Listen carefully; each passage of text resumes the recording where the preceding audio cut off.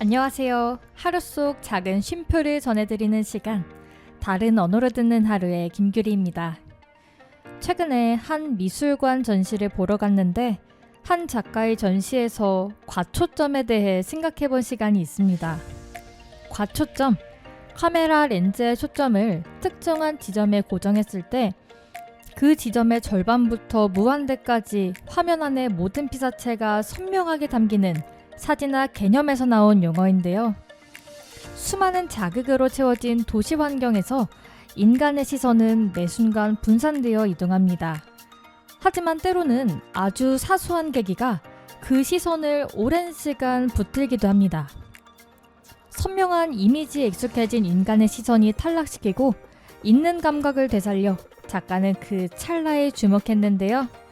우리가 놓치고 있는 것들은 무엇일까요? 오늘도 잔잔하게 시작해보겠습니다. 5월 16일 토요일, 다른 언어로 듣는 하루의 김규리입니다.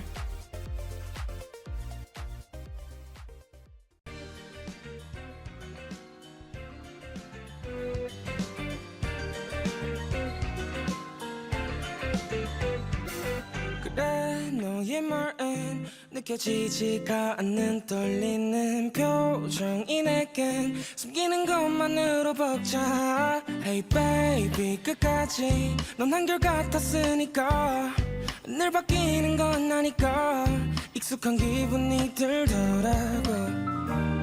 달라졌던 적이 없어. 닿기도 전에 환히 웃어. 기쁜 건지 막 또 눈물이 흘러. 멈춰 그게 무슨 말. 아주 더 멀리 더 멀리 너 이제 떠나는 거야 저 멀리. 누가 널 찾더라도 모른다는 말밖에. 사랑이라 했던 말 속에서 사랑이 정말 전부 다겠어. 말해줄게 다시 몇 번이고 다시 우리가 못 보게 되더라도 너를 내 품에 안게 되면 내 가슴에 칼을 꽂아줘.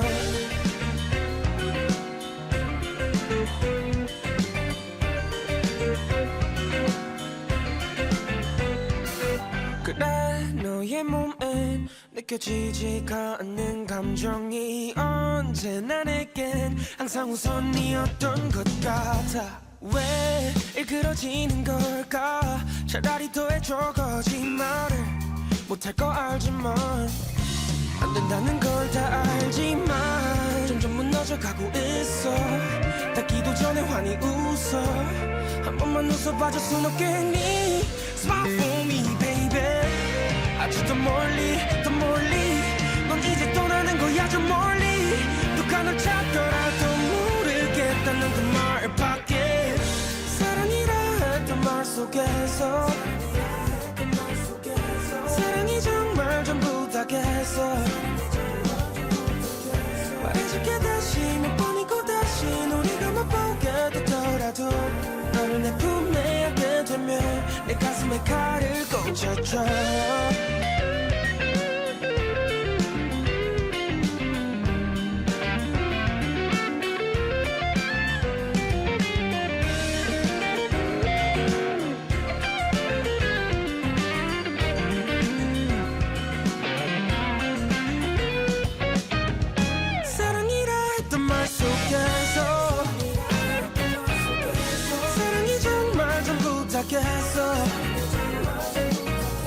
말해줄게 다시 몇 번이고 다시 우리가 못 보게 되더라도 너를 내 품에 안게 되면 내 가슴에 칼을 꽂아줘.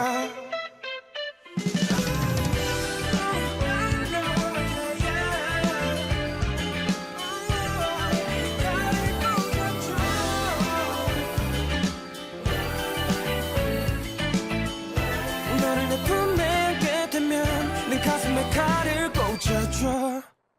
네, 오늘의 첫 곡 듣고 오셨습니다. 첫 번째 코너, 오늘의 작은 이야기입니다. 오늘 이야기 나눌 순우리말 단어는 볕뉘입니다. 여러분, 볕뉘라는 단어 아시나요? 저는 최근에 알게 된 단어인데요. 작은 틈을 통하여 잠시 비치는 햇볕이나 그늘진 곳에서 미치는 조그만한 햇볕의 기운, 그리고 다른 사람으로부터 받는 보살핌이나 보호를 뜻하는 순 우리말이더라고요. 변이라는 단어가 좀 생소하다 보니 더 찾아봤는데 흥미로운 이야기 하나 발견했거든요. 조선시대 학자 남명조식의 삼동의 배옷 입고라는 시조에 구름 낀 변니도 뗀 적이 없건만은 이라는 구절이 나옵니다. 변니는 볕의 그림자를 이르는 말인데 현실 정치를 멀리하고 평생을 초야에 묻혀 학문을 닦으며 처사의 길을 걸은 조식이 그림자만큼도 임금의 은덕을 입은 적이 없었지만 추운 겨울날 삼배옷을 입고서 임금의 죽음을 슬퍼한다는 내용입니다. 그런데 햇볕에도 그림자가 있을까요? 뉘는 본디 이제 세상이나 사람의 한평생, 그러니까 한 세대를 뜻하는 옛말이거든요. 하지만 이 말이 변리의 경우처럼 전미사로 쓰이면 별로 대단치 않은 것, 작은 것, 미천한 것, 뭐 요런 그림자라는 뜻을 의미한다고 합니다. 옛날 사람들은 임금을 햇볕에 비유했으니까요. 변리라는 말은 결국에 임금의 작은 은덕을 이르는 말이라고 볼 수 있죠. 사실은 임금의 은혜를 거의 받지 못했음에도 그 은덕을 간절하게 바라는 백성들의 소망이 담겨 있다고 볼 수 있다고 합니다. 아무튼 이런 숨겨진 이야기가 있다는 걸 여러분들께 공유하고 싶었고 변리라는 단어를 알게 되니까 뭔가 내가 무엇을 좋아하는지 조금 1%라도 더 잘 알게 된 느낌이랄까요? 어딘가에는 조그만하게 이제 햇볕이 비치는데 저는 한 번씩 카메라를 꺼내서 그 장면을 찍어두곤 하거든요. 이 장면을 뭐라고 명명해야 될지 이제 마땅한 단어가 없어서 너는 왜 저런 걸 찍냐라는 상대방의 물음에 그냥 비스듬하게 나는 그냥 비스듬하게 드는 빛이 좋다고 대답하곤 했는데 저 이제는 말할 수 있습니다. 변리가 참 여유로워 보이고 따스해 보여서 내 마음에 편안이 온다고요. 주말 오후 여러분이 앉아있거나 머물고 계신 곳에도 변리가 있나요? 마음이 울적하거나 답답하거나 무언가 기분 전환이 필요할 때 내 생활 반경 내 변리를 찾아보시는 건 어떨까요? 다음 노래 듣고 만나시죠.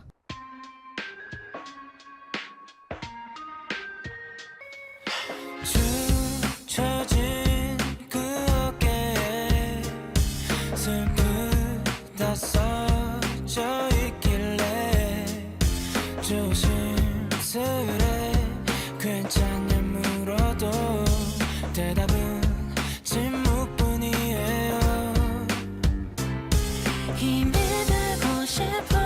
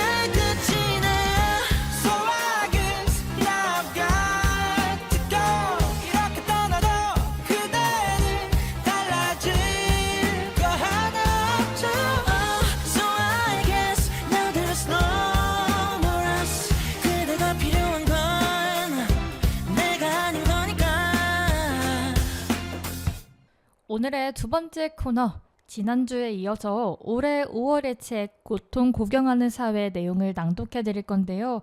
오늘은 3장, 나와 닮지 않은 이들의 아픔입니다.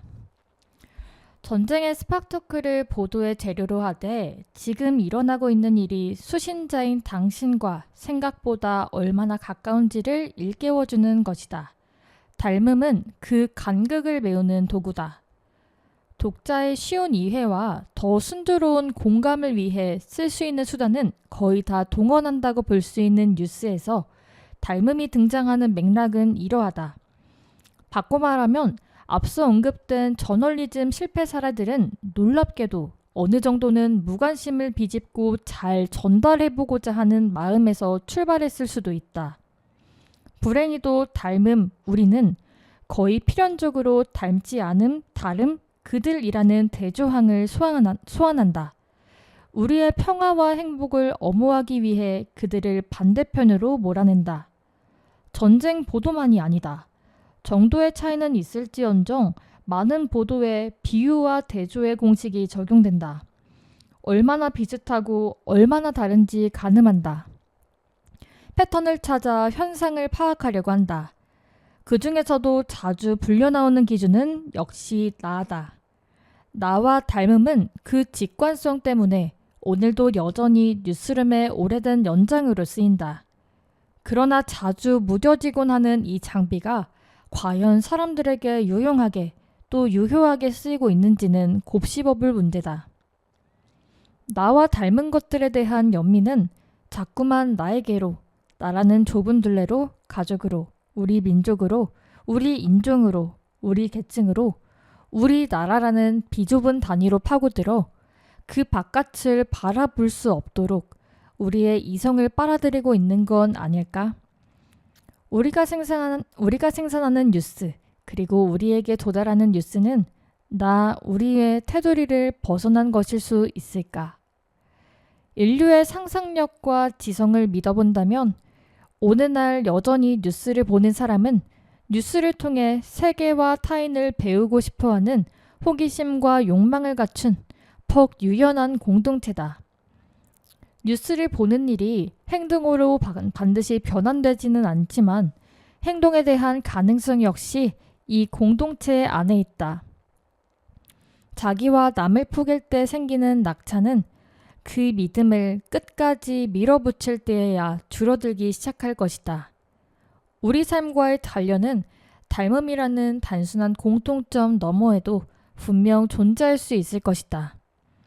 15페이지가량의 내용의 분량인데 좀 의미가 잘 전달될 수 있도록 흐름을 좀 수정하면서 제가 준비해봤습니다. 이 글은 전쟁과 우리의 인식에 초점을 맞춘 글이었는데요. 그 대상은 우리가 될 수 있다 이런 말 이 내용에서 자주 했잖아요. 전쟁과 그 밖의 다른 이슈를 동시에 알려줘도 사람들은 우리라는 닮음이 주는 그 직관성에 의해서 나와 닮은 것들, 더 가까운 것들에 더 큰 관심을 갖게 된 것 같습니다. 우리 다들 나를 중점으로 생각하고 판단하고 행동하지만 때로는 나와 닮은 것들 넘어 상대방, 나와 관련은 없어도 동시대를 살고 있는 그 누군가에 대한 관심은 잃지 않았으면 좋겠다라는 생각을 잠깐 해봤습니다. 노래 듣고 만나시죠.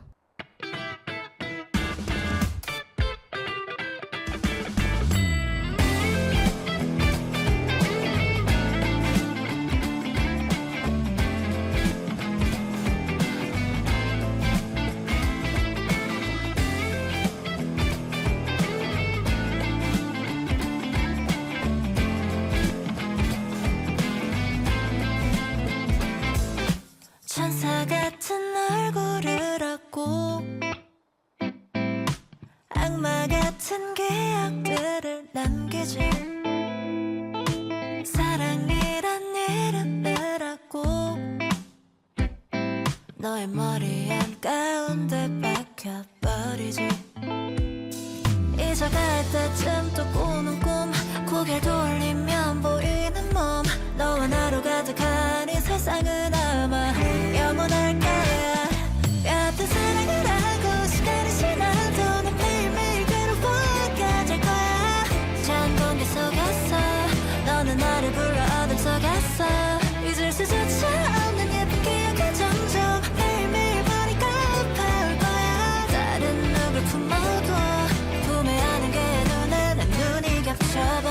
채로 너는 왜 음악이 되었어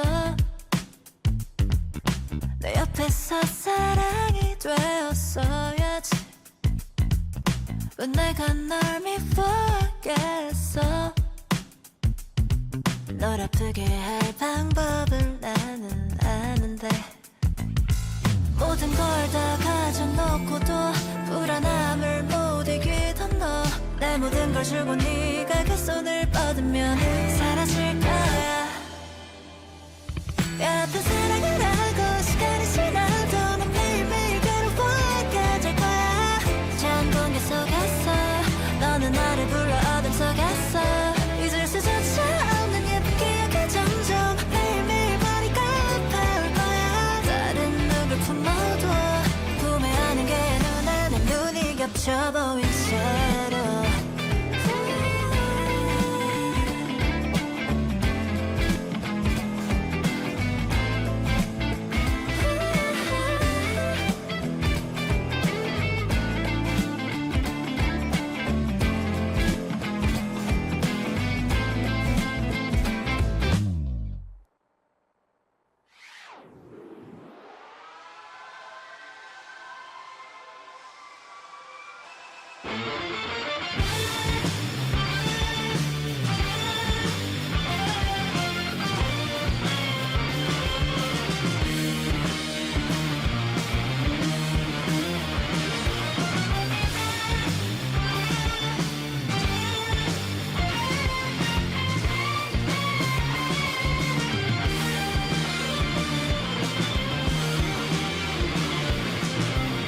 지금 널 잊어줄게 혼자 무섭지만 이런 것 좀 견뎌볼게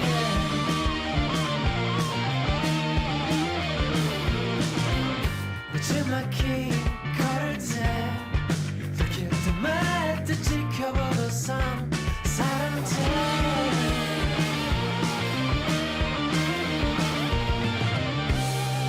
숨을 참게 돼 눈물이 멎게 돼 그런 모습들만 이렇게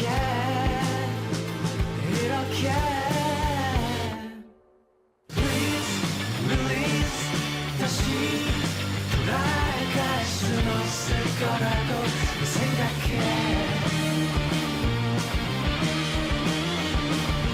So please realize 이젠 더는 앞서갈 필요도 없지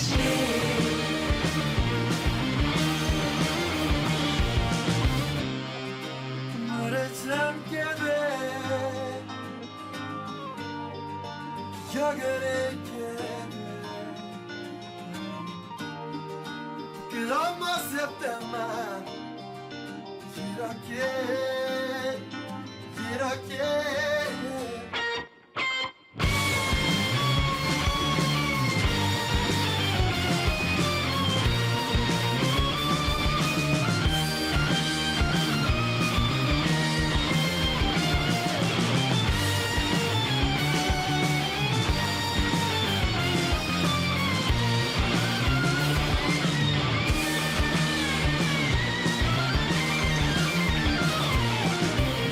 지금 널 잊어줄게 혼자 무섭지만 이런 것 좀 견뎌볼게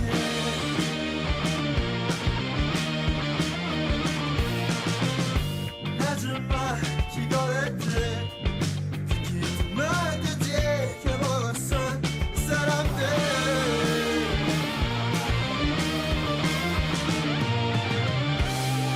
고백을 하게 돼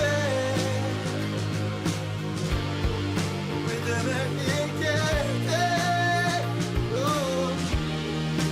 그런 모습들만 이렇게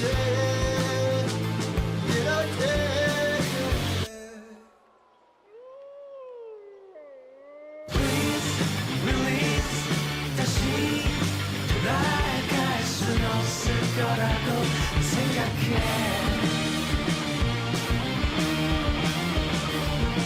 So please realize 이젠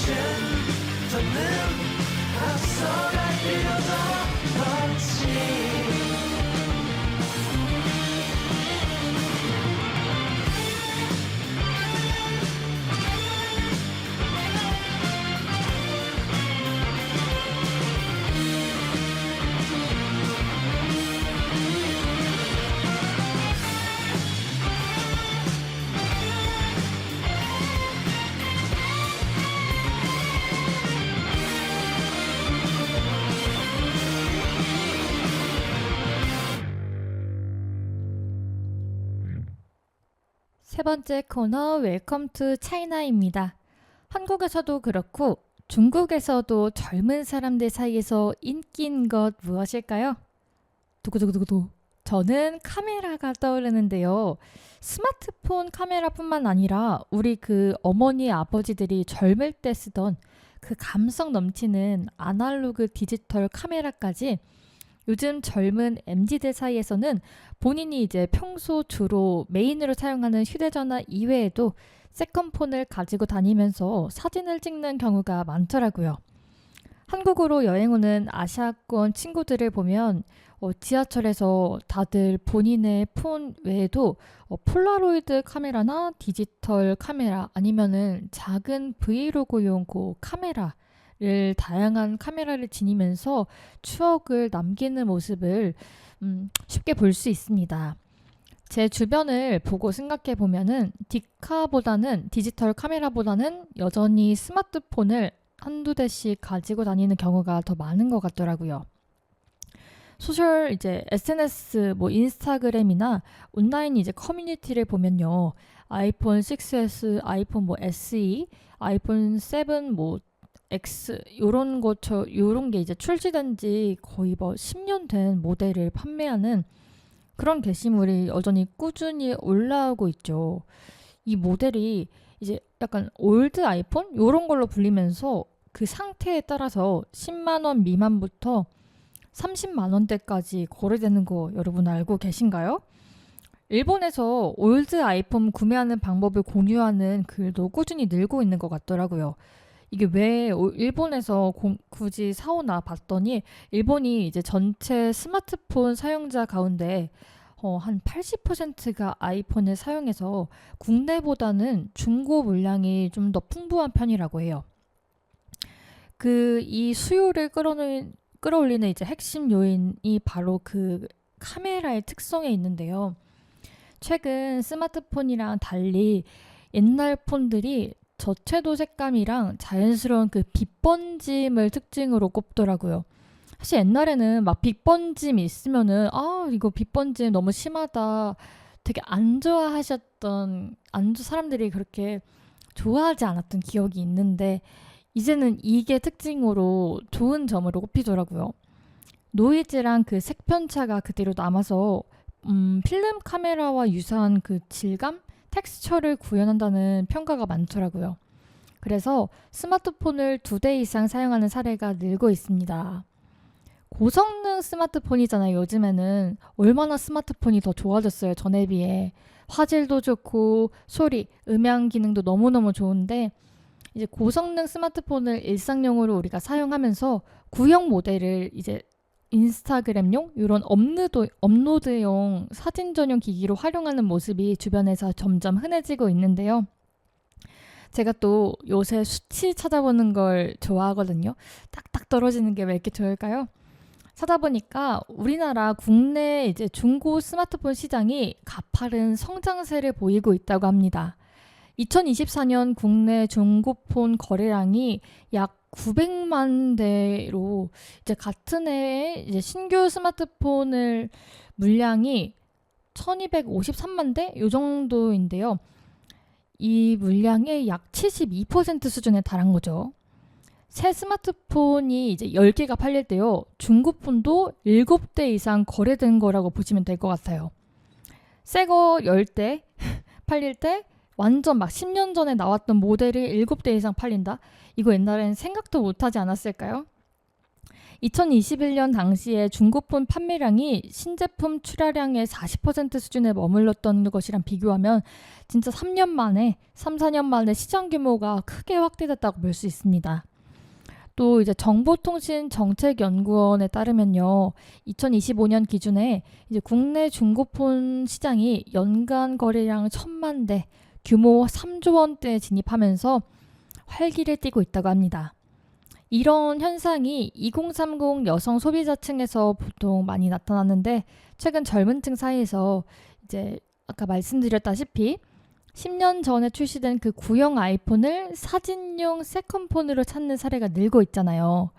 이게 왜 유행이 됐나 찾아봤더니 김연아 씨 아니면 뭐 한소희, 카리나 등 이제 우리의 스타들이 구형 아이폰으로 촬영하는 사진을 SNS에 올리면서 이제 화제가 됐던 거더라고요. 이분들이 찍은 사진을 보면요.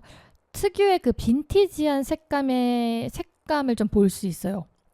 일반 스마트폰으로 촬영을 하면은 그냥 정말 또렷한 색감의 사진이지만 이 사람들이 찍은 거는 묘한 색감이 좀 다를까요? 다르다고 말할 수 있을까요?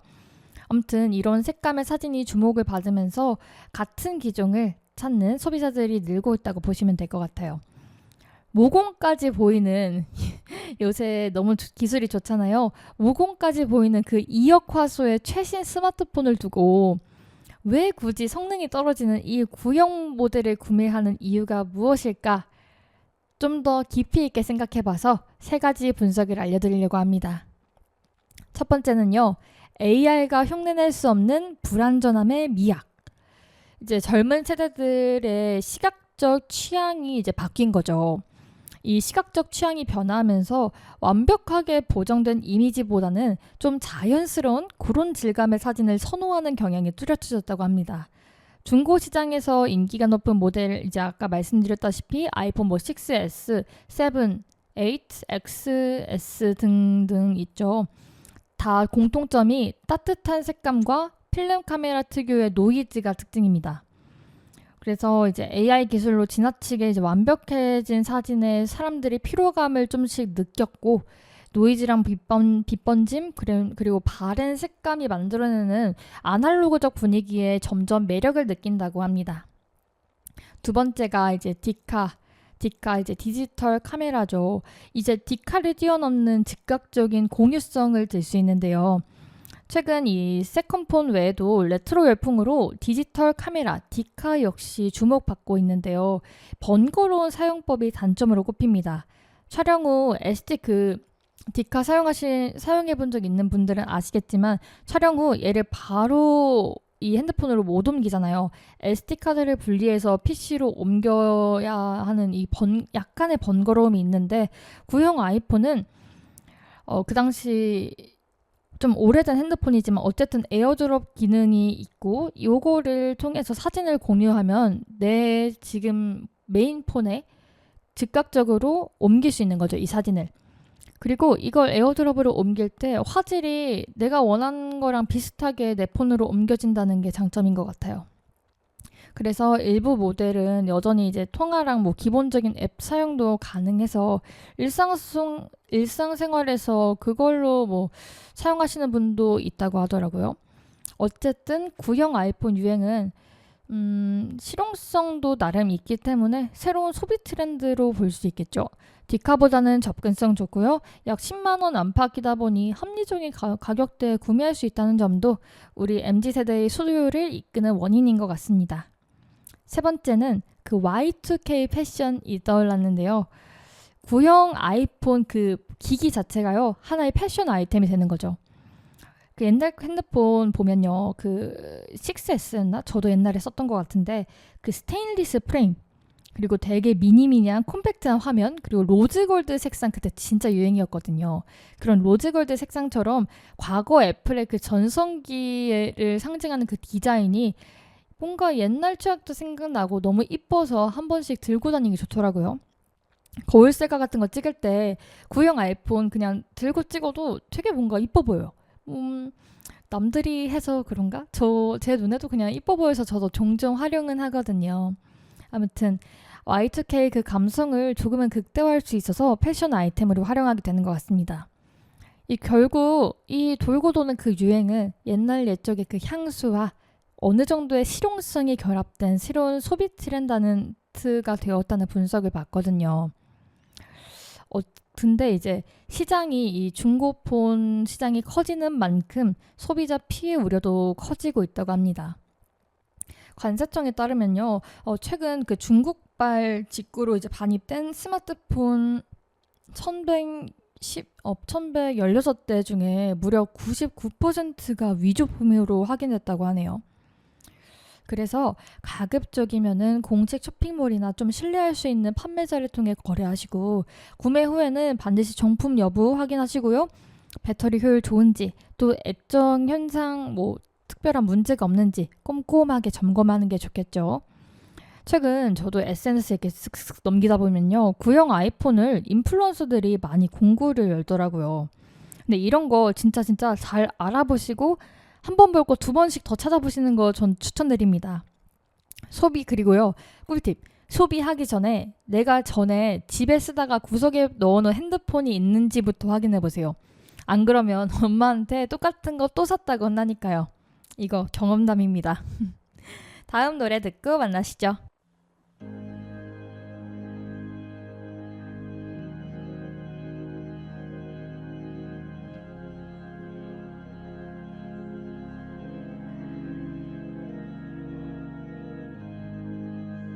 온몸에 베인 너의 흔적을 긁어내려 해봐도 잠잠했던 기억이 다시 내 숨을 가두고 죽어가는 것 같았어. 난 내 세상은 무너졌어. 다시 흩어져 간다. 아픈 너의 말들이 지나면 없던 일이 돼. 넌 또 그렇게 쉽게 run away. 내 유일한 영혼이었던 너가 사라져버렸어. 부서져가는 나. I never love. It burns me down. 차가운 맘에 닿았던 사랑은 또다시 날 재구성한다. 부딪혀버린 거랬어. 닿은 거라 생각했어. 또다시 터져버린 내 마음이 너무 뻔해. 가둬버렸다. 사사로운 감정들은 떠나고 후회만 남아버린 기억은 허물벗어.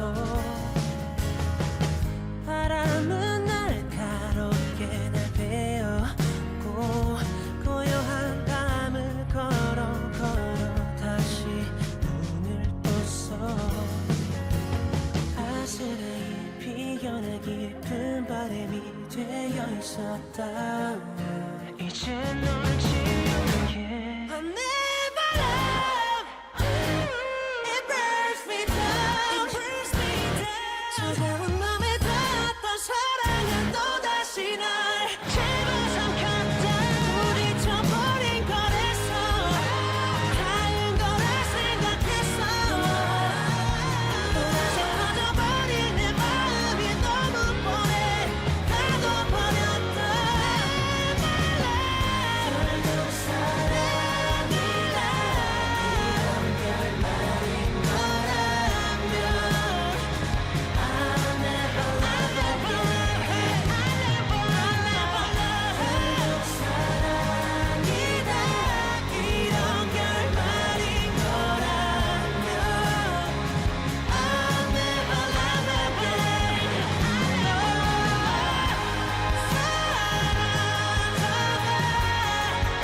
내 생각은 쫓아다.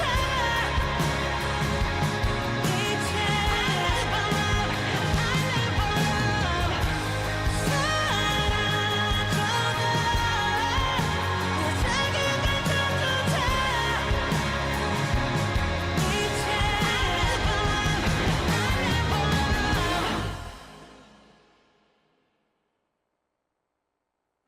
머릿속으로 수십 번 내게 어떻게 말을 꺼내야 할지. 어제 내가 꺼냈던 말은 꽃처럼 바짝 말라 있었어. 나는 고개를 들고서 어떤 표정을 하고 있을지 상상하다. 다시 네가 없어도 괜찮아. 여기서 말라가고 있을 거야. Fly flower. 나는 말라 어련을 기다려.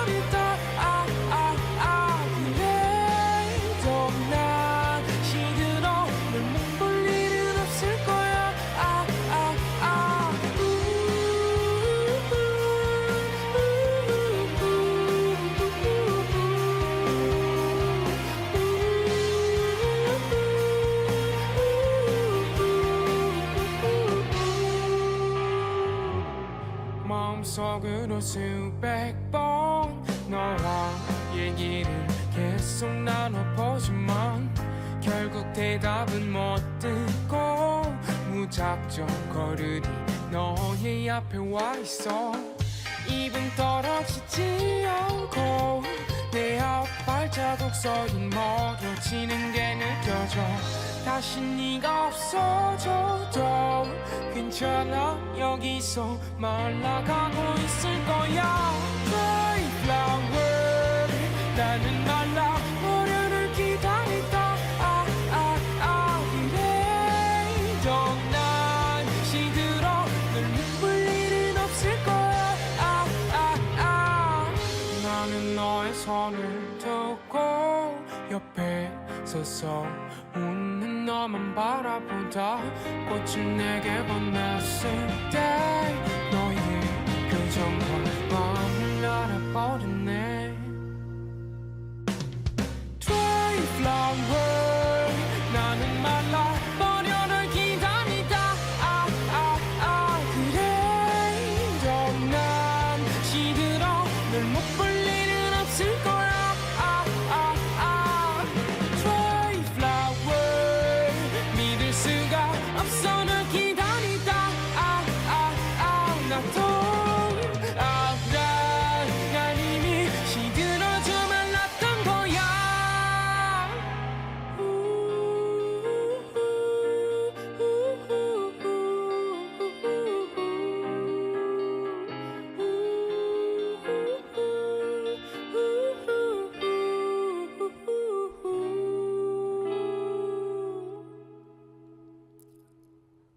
오늘 라디오 오는 길에요. 케이크, 막 도넛, 아이스크림, 뭐 온통 보랏빛이던데요. 카페랑 베이커리에 이어 편의점과 대형 마트까지 점령했죠. 말차의 초록빛에 이어서 요새는 짙은 보라색이 유행이 한창입니다. 바로 우베인데요. 저는 유행을 따라가는 스타일은 아니라서 두쫀쿠 그 대박적인 인기를 끌었던 두바이 쫀드 쿠키부터 버터떡까지 솔직히 줄 서본 적도 없고 그냥 누가 구해다 주면 아 이런 맛이구나 하고 감사하게 맛본 정도였거든요. 평소 생활에서 뭐 크게 뭐에 관심도 없는 터라 이번 유행은 아 저건가 보다 하고 있는데 생각보다 그 우베이 인기가 오래가는 것 같아서 시간도 남길래 찾아봤습니다. 우베는요 껍질이 흑색에 가깝지만 내부는 선명한 보라색이거든요. 고구마 같은 이제 은은한 단맛이랑 견과류 같은 그 고소함 덕분에 디저트 재료로 요새 널리 쓰여 오더라고요. 맛 특유의 이제 찰기가 있어서 크림이나 반죽에 섞었을 때 이 쫀득쫀득한 식감이 살고요. 연유나 뭐 버터 등을 함께 넣어서 으깨 만든 그 잼이랑 비슷한 형태의 우베 할라야가 대표적입니다. 과연 이 우베의 열풍 어디서부터 시작됐을까요? 바로 미국인데요. 이제 리서치 업체 데이터 센슈얼에 따르면 2026년 식음료 트렌드 중 하나로 우베를 꼽으면서 올해 미국에서는 우베를 활용한 메뉴 비율이 4년 전보다 231% 늘었다고 분석했더라고요. 또 CNN에 따르면 지난해 필리핀이 우베 170만 킬로그램을 수출했는데 그중 절반 가까이가 바로 미국으로 향했다고 합니다. 스타벅스는 일부 매장에서만 판매하던 그 우베 음료를 올해 초에는 미국 전역에 출시했대요. 이제 일반적으로 사실 생각했을 때 보라색, 솔직히 좀 식욕을 자극할 정도의 색은 아니지 않나요? 뭔가 제 입장에서는 식욕을 자극하지 않는 색에 해당하는데 요 자연 상태의 보라색 식재료도 솔직히 드물잖아요. 그럼에도 이 우베가 인기를 끄는 게 건강해 보이는 이미지랑 인공색소 없이 뽐내는 독특한 색감 때문이라고 합니다. 자극적인 색감에 열광하면서도 천연 이 식재료를 좀 선호하는 요즘 세대의 소비 심리랑 딱딱딱딱 잘 맞아떨어진 거죠. 실제 우베는요, 식이섬유랑 안토시아닌 이런 항산화 성분이 풍부하다고 하네요. 일각에서는 좀 방탄소년단 그 BTS가 상징이 보라색인데 이 보라색에 쏠린 대중적인 관심이 요즘 우베가 이제 주목받는 하나의 요인이 될 수 있다 이런 해석도 있더라고요. 전문가들이 이번 우베 유행이 과거 그 말차 열풍의 흐름과 유사한다고 말하는데요. 말차가 그 특유의 쌉싸름한 맛에 좀 자연을 연상시키는 푸릇푸릇 그 초록한 이미지가 건강한 소비를 추구하는 트렌드랑 맞물리면서 세계적으로 인기를 끌었잖아요. 우베는 말차처럼 이제 강력한 색감으로 SNS에서 이제 시선을 사로잡고 있고 또 얘가 카페인이 없어서 모두가 부담 없이 이제 즐길 수 있다는 점에서 말차와는 또 차별화되는 그런 인기 요인까지 갖췄다네요. 어떤 한 교수가요, 이제 이 시각적 경험을 중시하는 소비가 앞으로도 이어질 가능성이 크다는 말을 하셨는데요. 우베 열풍이 이제 지난 뒤에는 뭐 요런 비슷한 수요를 충족하는 또 다른 식재료가 등장할 거라고 하셨어요. 유행 참 속도가 너무너무 빠르다 보니까요. 따라잡기도 쉽지 않아요. 저같이 이제 유행을 좀 뒤처지는 유행 잘 안 쫓는 사람한테는 이 너무 흐름이 빨라요. 과연 다음에는 어떤 유행이 또 우리에게 찾아올까요? 노래 듣고 만나시죠.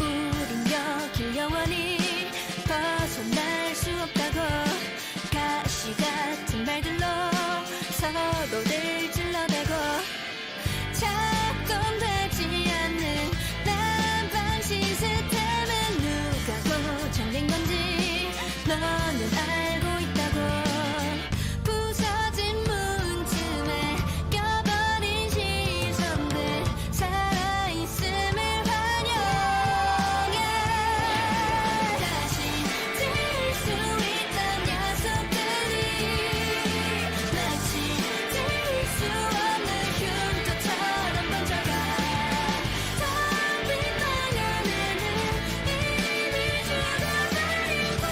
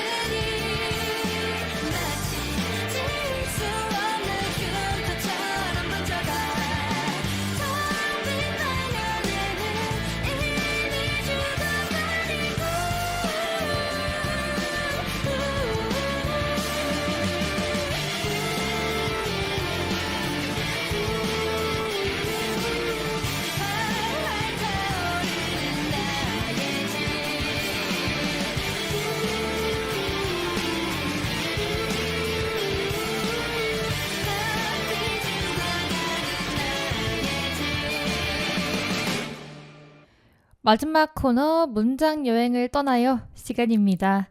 오늘 나누고 싶은 좋은 글은 미련한 곰은 옛말 둔감한 게 능력이다. 조선일보 아무튼 주말 코너에서 남정미 기자분이 쓴 글인데요. 최근 예민이라는 키워드에 대해 생각해보고 있던 와중에 저는 이 글을 만났습니다. 어떤 내용인지 한번 읽어드릴게요. 둔감하다. 이 형용사는 주로 부정적인 상황에서 쓰였다. 감정이나 감각이 무디고 주변 환경에 민첩하게 대응하지 못할 때 흔히 사용하는 말.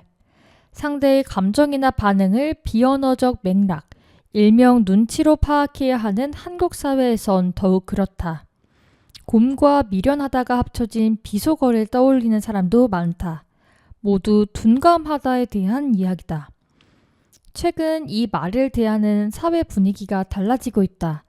부정적인 의미를 넘어서 오히려 둔감한 것이 힘이 된다고 말한다. 이른바 둔감력이다. 둔감력이란 말을 대중화시킨 건 일본 작가 와타나베 주니치다. 그는 2027년 일본에서 출간된 저서 둔감력에서 둔감한 마음은 신이 주신 최고의 선물이라고 주장하며 둔감함에 대해 기존 상식을 뒤집어 놓았다. 한국에선 같은 이름으로 나온 책이 2018년 나는 둔감하게 살기로 했다로 재출간됐다. 와타나베에 따르면 둔감하다라는 건 단순히 눈치가 없거나 미련한 상태를 뜻하지 않는다. 오히려 남에게 안 좋은 소리를 들어도 깊이 고민하지 않고 뒤돌아서자마자 있는 둔감함이 있으면 몸과 마음을 지킬 수 있다. 이를 통해 자신이 가진 재능을 한껏 피우고 활짝 꽃피울 수 있으며 나아가 직장 생활이나 결혼 생활도 잘해 나간다는 것이다. 그는 긴 인생을 살면서 괴롭고 힘든 일이 생겼을 때, 일이나 관계에 실패해서 상심했을 때 그대로 주저앉지 않고 다시 일어서서 힘차게 나아가는 강한 힘이라고 둔감력을 설명한다. 책 출간 당시 일본에서 올해의 단어에 선정될 정도로 반향이 컸던 둔감력이 최근 한국에서도 주목받고 있다. 지난 3월 출간된 어린이 책 작은 일에도 예민해진다면 둔감력 기르기라는 제목 그대로 아이들에게 둔감력을 길러주기 위해 기획된 책이다.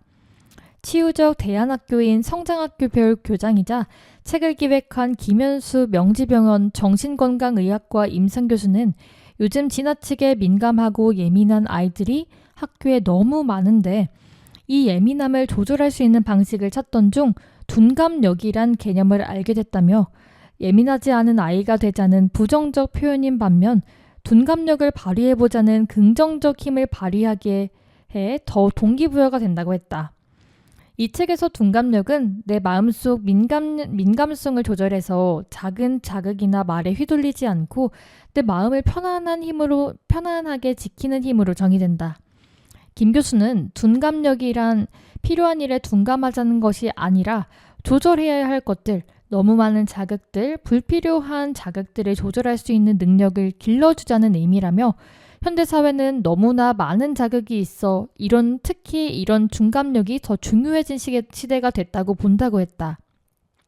민감함과 둔감함은 어느 한쪽도 좋고 나쁜 것이 아니라 적절한 균형을 이뤄야 하는데 너무 예민해진 사회가 균형추를 무너뜨리면서 상대적으로 둔감함이 더 필요해졌다는 것이다. 온라인 커뮤니티를 통해 작은 행동 하나도 박제되거나 비난받는 문화, SNS를 통해 훨씬 더 쉬워진 타인과의 비교, 24시간 연결된 업무 환경 등은 예민도를 높이는 요인으로 꼽힌다. 실시간 배달 음식 도착 알림부터 카톡의 읽음 표시 등 기술의 편리함 역시 상황이 조금이라도 지체되거나 어긋나면 참지 못하는 저인내성 예민함을 만든다. 실제 최근 MBTI와 더불어 확산한 HSP, 매우 예민한 사람, Highly Sensitive Person 테스트 유행은 이런 초예민 사회를 잘 반영한다. 경기도 성남시에 사는 중견기업인 신모 씨는 사소한 일에도 너무 쉽게 영향을 받고 감정이 요동쳐서 힘들었는데 친구가 한번 이 테스트를 해보라고 하더라며 검사 결과 초민감자라고 나와 내가 평균보다 훨씬 더 예민한 사람임을 알게 됐다고 했다. 다만 둔감함과 둔감함을 오남용하는 일은 경계해야 한다. 작가 와타나베는 둔감력이란 단어가 널리 쓰이기 시작하면서 때때로 잘못 사용하는 경우도 생기다라며 예컨대 문제를 일으킨 뒤 아무 일도 없었다는 등 당당하게 행동하는 정치인을 둔감력 있는 정치가라고 표현한 기사를 접한 일도 있었다고 했다. 그는 그런 사람은 둔감력을 가지고 있는 게 아니다. 그냥 도덕적으로 둔하고 무책임한 것에 불과하다고 했다. 요런 기사였거든요.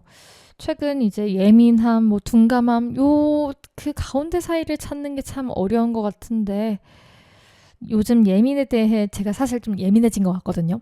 그래서 어떻게 이 예민을 다스려야 될지 사실 다른 사람한테 표출은 하지 않지만 어느 정도 제 마음에 예민함이 깔려있는 걸 제 스스로가 잘 알아서 이런 기사를 접했더니 요새는 이런 게 사회적으로 문제가 조금 되고 있고 이런 생각을 갖는 사람도 있구나라는 걸 좀 알게 됐던 것 같습니다. 제 나름대로 이제 의미 있는 기사들을 여러분과 함께 나누고 싶어서 갖고 왔는데 제가 요새 공유하고 있는 이 기사들이 여러분들께 잘 맞는지 솔직히 잘 모르겠거든요. 그냥 이런 의견도 있고 이런 생각을 하는 사람도 있다. 이렇게 가볍게 봐주시면 좋을 것 같습니다. 5월의 세 번째 주말 오후 시간을 저와 지금까지 함께 해주셨습니다. 여러분 시간에 자그마한 행복을 드릴 수 있었길 바라면서 저는 오늘 여기서 인사드릴게요. 여러분 행복한 주말 보내세요.